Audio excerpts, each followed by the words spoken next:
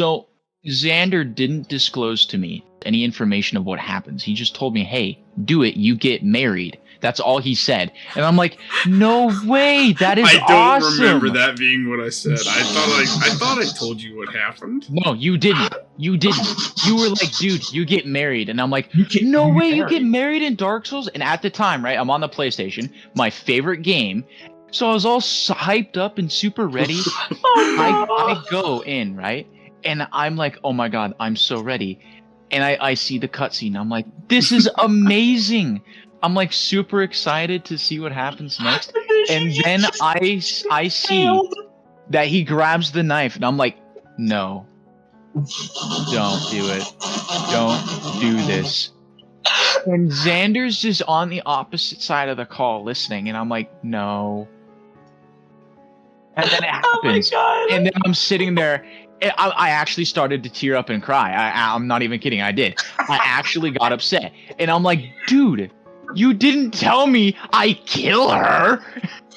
You get married. Well, I didn't see anything wrong with it at the time. You get married in Dark Souls. I should have known there would have been a kid, like a cat. Of course it would have been something awful like that. It's Dark Souls.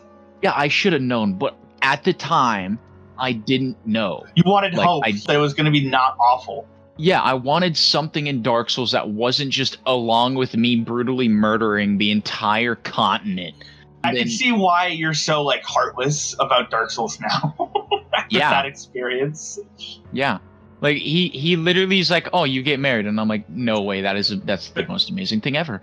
That's cool. And I go do it and that's the ending and I'm like, "Bro, I actually didn't talk to Xander for like 20 minutes after that." Yeah, he was pissed. I was angry at him.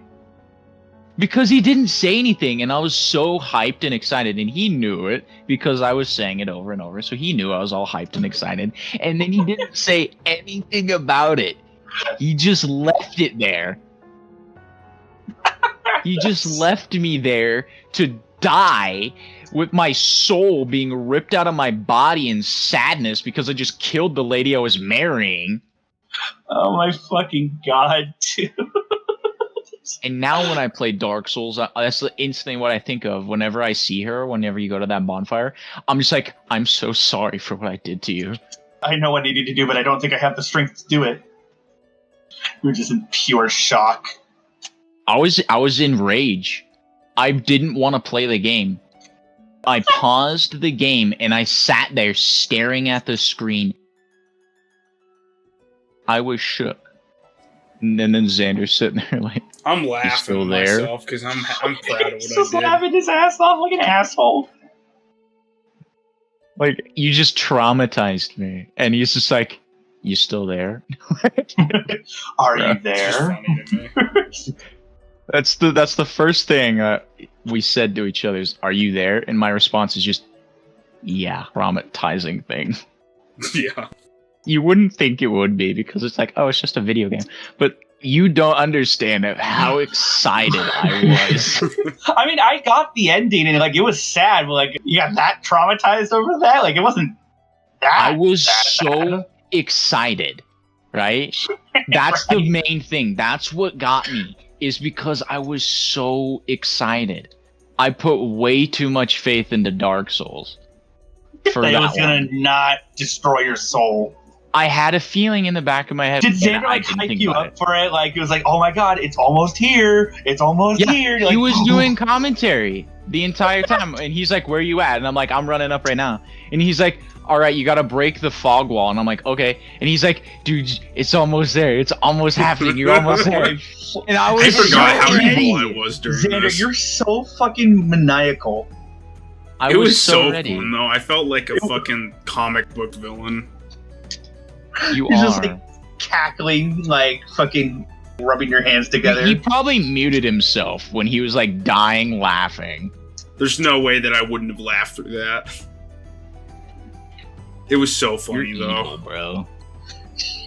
You're messed up, bro.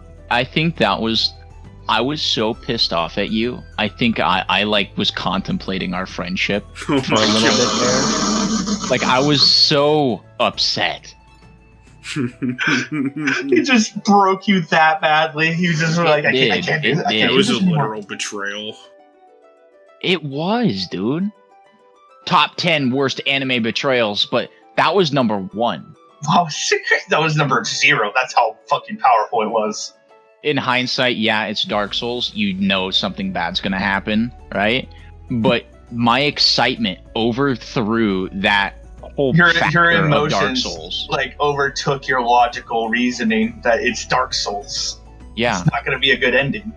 No. It was around the time that me and Xander were talking about, like, oh, we're like lonely, we don't have girlfriends, and it was like where we both wanted a girlfriend, and we couldn't get him, and like we were just talking about it a lot.